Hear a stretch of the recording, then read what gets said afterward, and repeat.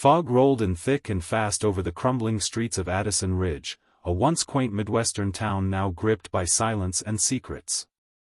Buildings stood like ghosts of a forgotten past, shattered windows, graffiti warnings scrawled in haste, and doors chained shut from the inside.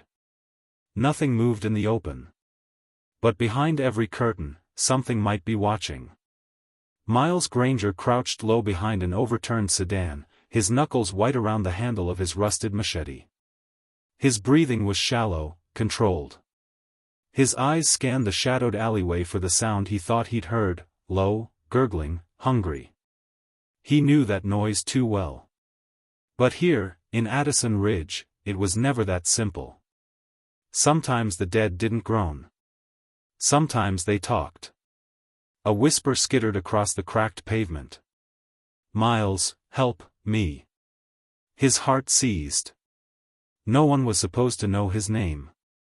He hadn't spoken it in over 3 weeks, not since he fled the quarantine collapse in St. Louis and found this town sealed off by walls of concrete and steel, a dead zone even the army wouldn't touch. But someone, or something, had just whispered it. He tightened his grip on the blade. From the shadows emerged a small figure, limping, arms raised in surrender. A teenage girl, maybe 16, with tangled auburn hair and a makeshift sling over her shoulder. Her eyes were wild, but lucid. "Don't shoot," she said. "I heard you moving." I'm not one of them." Miles didn't lower the machete. "Prove it," he said flatly. She held up a small handheld mirror and showed her breath fogging the surface. Still human. For now. He finally stood upright. "Name?" "Camille. Camille Reyes." "Where's the rest of your group?" "They're gone. I was with 4 others, we thought this place might still have food." It didn't. Just lies on the radio and things wearing people's faces. Miles nodded slowly. He'd heard the same rumors, of a signal broadcasting from inside Addison Ridge. It had played fragments of songs, voices calling for help, coordinates for a safe haven. But when he got here, all he found was confusion and corpses with eyes that blinked a little too knowingly. "You heard the whispers too," Camille said softly, stepping closer. "They talk like they remember. Some of them even cry." He flinched. "They're evolving," he muttered. "Or pretending to. Doesn't matter. The second you hesitate, you're dead." Camille looked over her shoulder, then back at him. "Then you won't like what I'm about to say." A low growl rose behind her. Miles raised the machete. But it wasn't a zombie lunging toward them, it was a man, covered in blood and staggering like the infected. Camille darted aside as the man dropped to his knees, coughing violently, eyes bloodshot and ringed with black veins. "I'm human. I'm human," he croaked. "Please, don't leave me out here." Miles grabbed Camille and pulled her back as the man writhed. The veins in his neck pulsed. His teeth bared unnaturally. Camille trembled. "He's turning. Or faking it," Miles growled. The man's mouth twisted into a grin, too wide, too knowing. "Too late," he hissed. A shriek burst from the shadows. 3 more figures surged forward, moving faster than any shambling corpse had a right to. Camille screamed. Miles shoved her behind the sedan and swung the machete in a wide arc. It struck one of the attackers in the neck, but instead of falling, the creature let out a guttural laugh, snapping at him with jaws that split at the cheek. "Run!" Miles roared. They sprinted down the alley, feet slapping wet pavement, the creatures giving chase. Camille's sling came loose, a pistol clattering to the ground. She grabbed it mid-stride and turned to fire once, twice, missing both times. A window burst open above them. A flare gun fired, blinding red against the gray fog. The creatures halted instantly, hissing, then scattered like roaches. A rope ladder dropped from the rooftop. "Climb," a voice called out. "Hurry." Before they come back. Miles boosted Camille up first, then scrambled after her. As his feet cleared the ledge, a pale hand swiped at his boot, missing by inches. The rooftop was surrounded by makeshift barricades, folding tables, mattresses, and nailed planks. A wiry man in a firefighter's coat pulled the ladder up behind them. "Name's Leo," he said, locking the hatch. "Welcome to Addison Ridge. Where the dead aren't the scariest thing anymore." Miles, still catching his breath, glanced at Camille. "They're hunting us," she said, voice trembling. "No," Leo said darkly. "They're testing us." Below, in the street, the fog thickened. And from somewhere in the mist, a radio crackled to life. "Come home. We remember you. Let me know when you're ready for part 2. The eerie message crackled through the radio again, faint but unmistakable. "Come home. We remember you." Miles Granger's eyes narrowed as he stared at the battered device Leo had set on the rooftop beside a flickering candle. The soft glow revealed a dozen faces watching anxiously from the shadows, survivors, each hardened by the daily fight to stay alive. "How long has that been going on?" Miles asked, his voice low. Leo shrugged, rubbing the grime from his chin. "Since the quarantine walls went up. It's the only signal that's made it through the dead zone static. They say it's coming from the center of town. Nobody who's gone looking has come back." Camille pulled her jacket tighter around herself, glancing toward the hazy streets below. "What do they mean? We remember you? Who are they, exactly?" Leo's eyes darkened. "That's the question, isn't it? Some think it's a trap, zombies learning to use the radio, playing with our heads. Others whisper about something worse. Something human." Miles thought back to the pale man who'd laughed as he transformed. The infected here weren't mindless anymore, they were cunning. Could they really have learned to use the radio?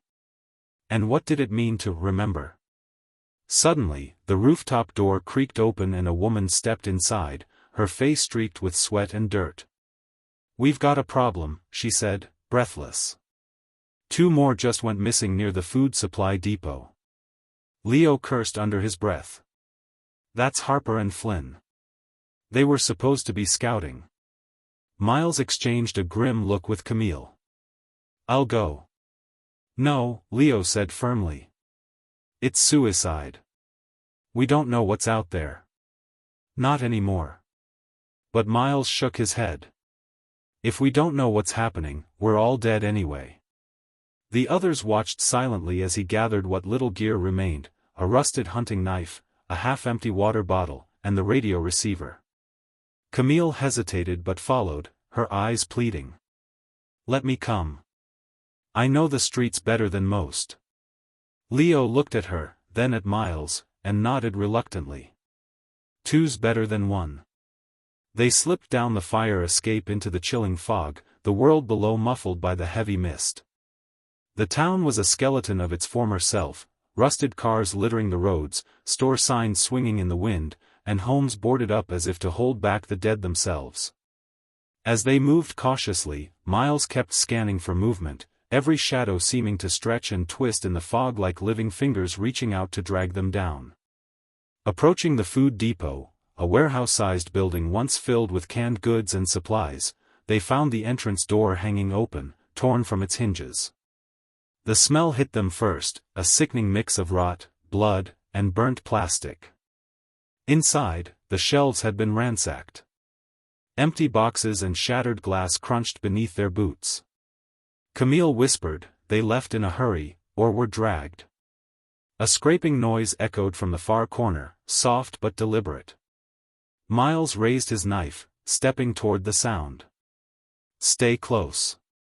Suddenly, from the shadows, a figure bolted at them, a woman, her face smeared with dirt and blood, eyes wild with fear.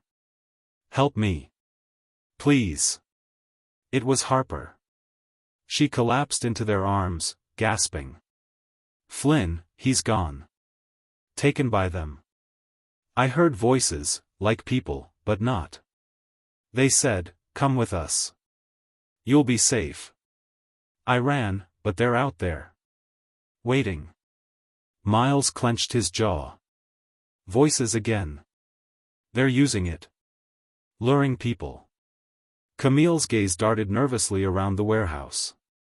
How do you know it's not just you losing your mind? Harper shook her head fiercely. No. It's real. I swear. And they're changing. They want to get inside our heads. Miles felt a cold chill creep up his spine. The infected weren't just flesh and bone anymore. They were predators playing a new game, psychological warfare. Outside, a sudden pounding began on the warehouse door. 4 heavy knocks, steady, deliberate. Miles exchanged a glance with Camille and Harper. "Open it," came a voice from the other side. It was familiar. Quiet. Calm. "Let me in," the voice whispered. "It's me, Flynn." Camille's hand went to her pistol, but Miles held her back.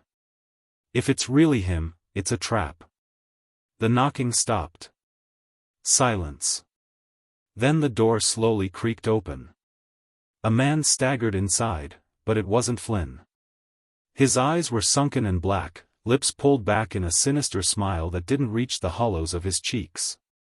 His voice was low, mechanical. "Come home, we remember you." Harper screamed as the man lunged. Miles slashed with the knife, connecting with the creature's arm. The thing barely flinched, grabbing Miles by the throat with unnatural strength. Camille fired once, twice, the shots echoing through the empty space. The creature released Miles, falling back with a guttural hiss. "We have to move," Miles gasped, wiping blood from his neck. Outside, the fog had thickened into a suffocating wall. Shapes moved just beyond sight, too many to count. They were surrounded. Camille shouted, "We need to get to the radio tower. If we can broadcast something, warn others. Or find out who's behind this." Leo's voice crackled through the radio clipped to Miles's belt. Miles glanced at the device. They're listening. The rooftop group was waiting. But what was waiting for them in the heart of Addison Ridge was far worse than they imagined. As the trio sprinted back into the fog, the whispers followed, soft, mocking, impossible to escape. "Come home. We remember you." And somewhere, deep inside the town's shattered core, a plan was unfolding. One that could end what was left of humanity itself. Ready for part 3. The fog wrapped around them like a suffocating blanket as Miles, Camille, and Harper dashed through the broken streets of Addison Ridge. The eerie whispers trailed behind, seeping into their minds like poison. "Stay close." Miles barked, every sense screaming in alert. Camille's pistol remained clenched in her shaking hands, eyes darting left and right as shadows flickered at the edges of the mist. Harper stumbled once but caught herself, determination burning in her gaze. Their destination loomed ahead, the radio tower, a skeletal giant of steel and cables standing tall above the town's ruined skyline. If anyone was broadcasting the haunting messages, it had to be there. Why would they want to trap people here? Harper asked between gasps. Miles didn't answer. He was focused on the path, the growing sense of dread tightening his chest. As they neared the base of the tower, the ground suddenly trembled underfoot, a low rumble rolling through the cracked pavement. Camille froze. What the hell was that? Before Miles could reply, a scream pierced the air from somewhere behind them, sharp and desperate. "Go! Go!" Miles urged, but the fog seemed alive, shifting and closing in faster. A dozen figures emerged from the haze, faces distorted but terrifyingly familiar, former neighbors, friends, and even family, all with lifeless eyes that gleamed with unnatural intelligence. "Look out!" Camille yelled, firing her pistol at the closest figure. The shot hit, but the body kept moving, slower now but relentless. Miles swung his machete, cutting through a reaching arm. The creature hissed but didn't fall. Fall back, Miles ordered, pulling Harper and Camille with him.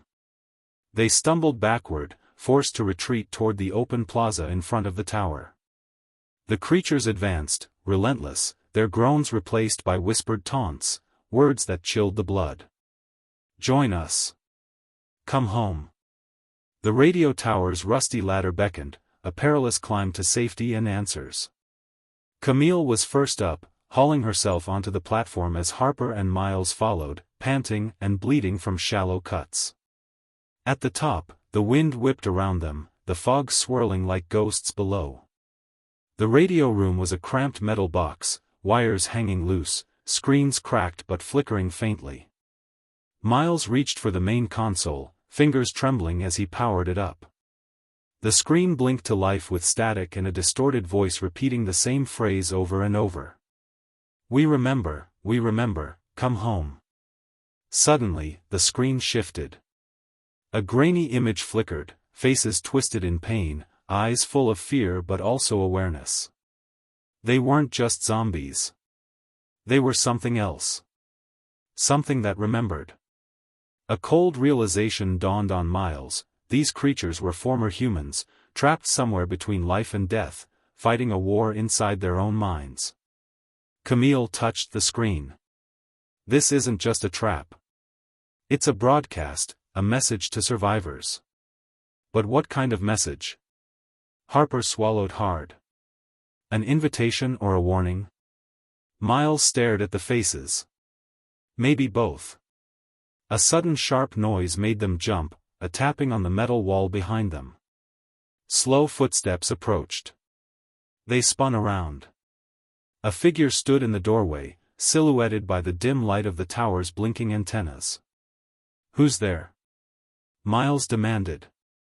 The figure stepped forward, a man in a torn lab coat, face pale and gaunt but eyes piercingly human. I'm Dr. Elias Carr, the man said quietly. I used to work here before everything fell apart. Camille lowered her gun slightly but didn't relax. Why are you here? Miles asked. Dr. Carr's gaze flickered to the monitors. I'm trying to fix it. The signal. The message. What's happening in this town? It's not natural. It's a virus, yes, but it's also a signal disrupting minds, blending memories of the dead with the living. It's tearing people apart inside. Harper shivered. You mean, some of the infected still think they're human? Carr nodded grimly. More than that. Some are trapped between states, holding onto fragments of their past lives. They use that to lure survivors in. To convert them. Miles clenched his fists. So the whispers, the voices, those aren't just random noises. They're bait. Exactly, Carr said. And the signal is growing stronger. If we don't stop it, the whole town will fall. The infected will take over not just bodies, but minds. And worse, the signal might spread beyond these walls. Camille's voice was barely a whisper.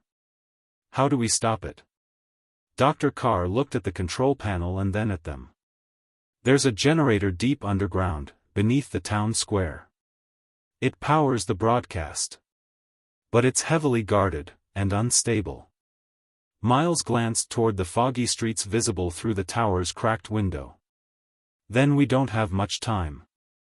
Carr pulled out a map, tracing a route with a shaky finger. This is the only way to the generator.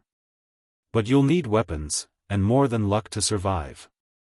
Harper swallowed her fear. We'll do whatever it takes.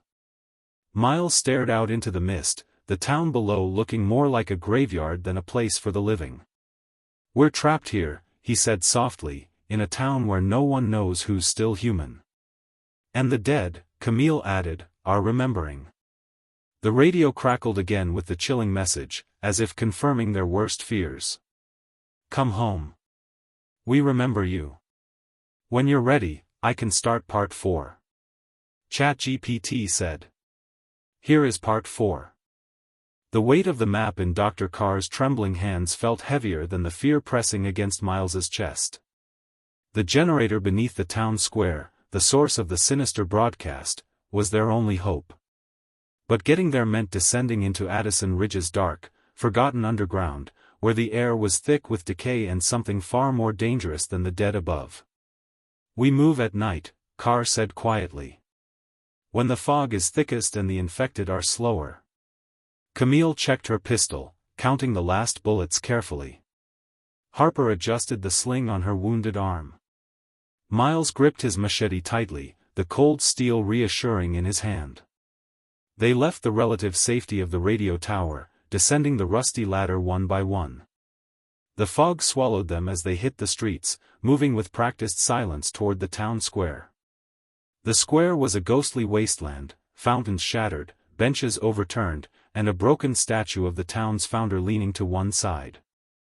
At its center was the grate that led to the underground. Miles crouched beside it, pulling off the heavy metal cover. A foul stench rose, stale water, mold, and something fouler beneath. "We have no choice," Carr said, shining his flashlight into the darkness. "The generator room is 3 levels down." Camille shivered, the light catching something moving deep inside the shadows.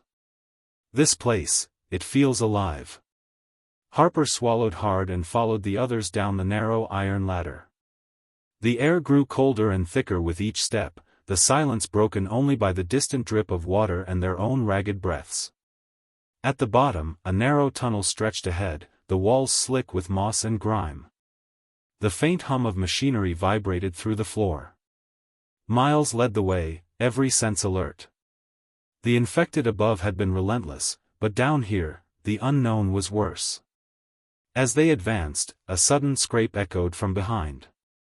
Harper spun around, only to see a rat scurry away. A nervous laugh escaped her lips. The tunnel opened into a cavernous chamber filled with humming generators and tangled wires glowing faintly in the dark. In the center, a massive machine pulsed rhythmically, feeding power to the town's broken grid, and to the radio signal that held so many captive. Dr. Carr approached the console, fingers flying over the controls. "If I can shut this down, the broadcast should end." Suddenly, a distant rumble shook the chamber. The ground vibrated under their feet. "We're not alone," Miles warned. The lights flickered, then dimmed. From the shadows, figures emerged, twisted, half-living creatures, eyes glowing with a malevolent intelligence. But these weren't the usual shambling dead. They moved with purpose, surrounding the group, blocking every exit. Camille raised her pistol, firing wildly. Miles swung his machete, fighting back-to-back with Harper. Dr. Carr frantically typed commands, sweat dripping from his brow. The battle was brutal and chaotic. The infected were relentless, their attacks savage and smart. One grabbed Harper, pulling her toward the darkness. Miles lunged, cutting the creature's arm off, but the pain was sharp and immediate, a deep scratch across his side. Blood seeped through his torn shirt, but he pushed on. Finally, Carr slammed a lever. The machines groaned, sparks flying as the generators powered down one by one. The humming faded. With a terrible wail, the infected staggered, their connection severed. Miles, bloodied and panting, pulled Harper to safety. "We did it," Camille said, voice shaking but triumphant. Outside, the fog began to lift. The town's eerie radio silence was broken only by the sound of their own ragged breaths. But even as the broadcast died, a new threat loomed, one that would challenge everything they thought they knew about survival in this dead world. Ready for part 5? Just let me know. The generator's death was a hollow victory. The radio broadcast had stopped, but the weight pressing on Addison Ridge was far from lifted. Miles, Camille, Harper, and Dr. Carr climbed from the underground into a chilling dawn. The fog had thinned, but the town felt eerily still, like the calm before a storm. Miles scanned the streets from the radio tower rooftop. No signs of movement, but that silence, it feels unnatural. Harper's voice was tight with exhaustion. Maybe the creatures are regrouping. Carr rubbed his face, haunted. Or worse. We cut the broadcast, but the virus inside their minds is still spreading. The infected aren't just infected anymore. They're evolving. Suddenly, static burst from the radio. The device powered up by itself, crackling with a new message, a voice distorted but unmistakable. Welcome home, survivors. The real test begins. Miles's blood ran cold. Camille's hand went to her pistol. Who sent that? Carr shook his head. I don't know, but it wasn't from this town's broadcast. Someone else is out there. Before they could react, shouts erupted below. The rooftop door slammed open, and a group of armed figures stormed in, strangers dressed in scavenged military gear. Hands up, barked their leader, a woman with a scar running down her cheek. Miles raised his hands, wary. Who are you? We're the remnant, she said, eyes sharp and cold. We've been watching this town. Trying to figure out who's human. Who's not. Harper's grip tightened on her arm. We just shut down the broadcast. We're trying to save people. The woman smirked. Save people? You don't understand what's really happening here. The infected are not just monsters. Some of us think they're the next step. And anyone who fights that is the real enemy. Tension snapped like a wire. Camille stepped forward, pistol raised. We won't let you spread this madness. But Miles raised a hand to stop her. Wait. We need answers. The remnant leader lowered her weapon slightly. Fine. But know this, we've lost a lot. We trust no one. If you want to survive, you'll have to prove you're not infected. Carr looked between the two groups, realization dawning. This distrust, it's tearing the survivors apart. If we can't unite, the dead win. Suddenly, a scream echoed from the street below. Everyone froze. Camille rushed to the window and peered down. A group of infected, more coordinated and terrifying than before, advanced on a small band of survivors barricaded in a nearby building. The remnant leader cursed under her breath. We move. Now. Miles exchanged a glance with Camille and Harper. The line between human and monster was blurring fast. But for now, survival meant fighting side by side, even with strangers who might become enemies. As they descended the tower, the radio crackled one last time with a chilling warning. In dead America, no one knows who's still human, and no one can be trusted. Let me know when you want part 6. The clash erupted in the empty streets of Addison Ridge like a sudden storm, shouts, gunfire, and the guttural snarls of the infected echoed through the broken cityscape. Miles and the others fell into formation beside the remnant fighters, their uneasy alliance forged in desperation. Camille's pistol barked repeatedly, each shot thinning the advancing wave of undead. Harper ducked behind overturned cars, throwing makeshift Molotov cocktails, flames flickering eerily in the morning mist. Miles fought with cold efficiency, his machete swinging in wide arcs that cut through infected limbs with brutal precision. But something was different this time. The infected were smarter. More coordinated. They moved almost like soldiers, blocking, flanking, and herding the survivors toward a crumbling church on the far end of the street. Miles caught a glimpse of one figure, a man who moved fluidly, his eyes sharp, his face almost human beneath the bloodied skin. "Commander," whispered one of the remnant soldiers. Miles narrowed his eyes. "What?" "Rumors," the soldier said quietly, "of a leader among the infected. Someone who remembers who they were, and commands the rest." The survivors scrambled inside the church, slamming the doors shut just as the infected slammed against the barricades. Breathing hard, Miles turned to the remnant leader, the woman with the scar. "We need a plan." She nodded grimly. "We take the fight to them. If their leader is out there, killing him might stop this. Camille's eyes flickered with doubt. Or make things worse. Miles clenched his jaw. We don't have a choice. They prepared to move when a sudden wave of static exploded from the radio in Miles's pack. The distorted voice returned, clearer than ever. The line between dead and alive is thinner than you think. Trust no one. Harper shivered. It's trying to break us apart. Dr. Carr looked pale. This is psychological warfare. Whoever controls the signal wants to destroy the human will. Miles met Camille's gaze. Then we fight for our will. For what's left of our humanity. With that, they slipped out the back of the church, moving cautiously through the twisted streets. The hunt had begun, not just for survival, but for the truth. Ready for part 7? Just say the word. You. The moon hung low over Addison Ridge, casting a pale glow on the shattered streets. The town felt like a mausoleum, silent but for the distant moans of the infected and the soft crunch of footsteps echoing through the debris. Miles, Camille, Harper, and the remnant moved in tight formation, every sense stretched taut. The hunt for the infected commander, the enigmatic figure rumored to lead the infected horde, had become their desperate mission. Their path led to the remains of the old city hall, a crumbling fortress of stone and rusted iron. Here, survivors whispered, the commander held court, a twisted king in a dead kingdom.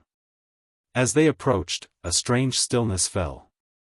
The air was thick, electric, almost as if the town itself was holding its breath. Camille whispered, "This feels wrong. Too quiet." Miles nodded but pushed forward. "Stay alert."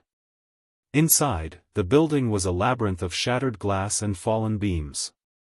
Shadows danced on cracked walls, and the smell of rot clung to every corner. Suddenly, a low growl echoed. From the darkness emerged the commander, a towering figure, half-decayed but moving with unnatural grace. His eyes glowed with cold intelligence, and his voice, when he spoke, was chillingly human. "You come to kill me," he said, voice like gravel. Miles stepped forward, machete ready.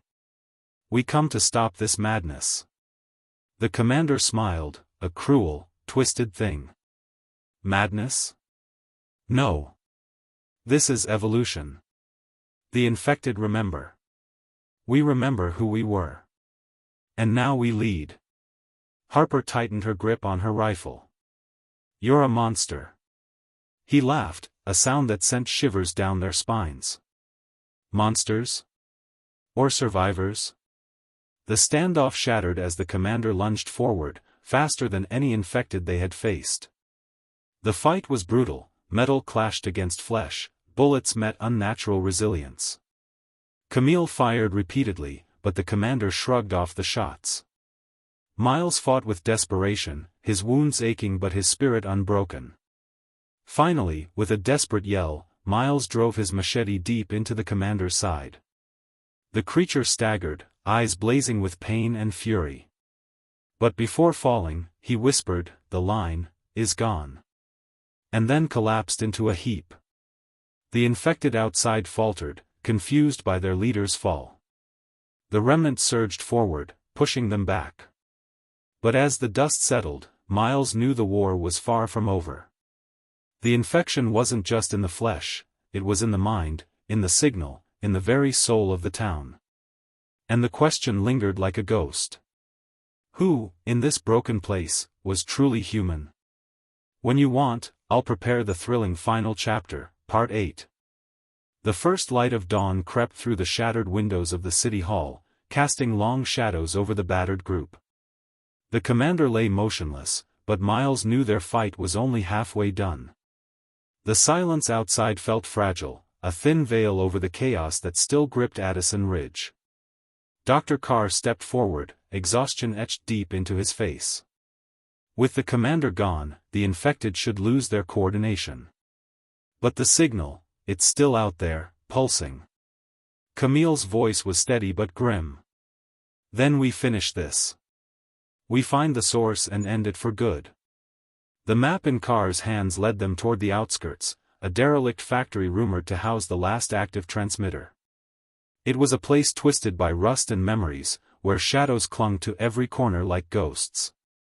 As they approached, the radio crackled violently, the distorted voice screaming over the static, "You cannot run from what you are."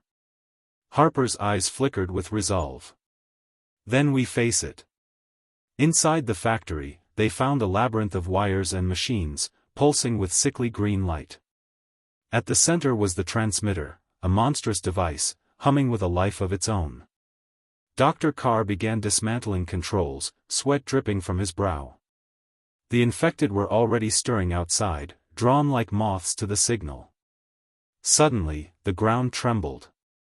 From the shadows stepped not just infected, but those caught in between, neither fully alive nor dead, eyes glazed, struggling with the memory of who they once were.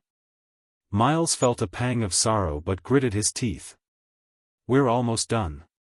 Camille covered him, firing at the advancing creatures, while Harper helped Carr. With a final pull, Carr severed the power lines. The machines groaned, sparks flew, and the pulsing light faded to black.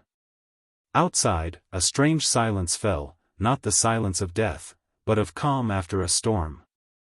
The infected faltered, their movements slowing, confusion rippling through their ranks. For a moment, it seemed the town might breathe again. Miles stepped into the open, scanning faces, survivors and infected alike, caught in a fragile moment of peace. Dr. Carr exhaled, voice tired but hopeful. "The signal is gone. The voices are silenced." But Miles knew better. The true battle was internal. "Addison Ridge won't heal overnight," he said quietly. "But maybe now, no one has to wonder who's still human." Camille nodded. "We rebuild. Together." Harper looked out toward the horizon, where the first rays of sun pierced the gloom. "The dead may remember, but the living still have a future." The fog lifted at last, revealing a town scarred but not broken. And somewhere deep inside, the faintest heartbeat of hope. That wraps up the full story. If you want, I can help with intros, outros, or even voiceover scripts for the audiobook version. Just let me know.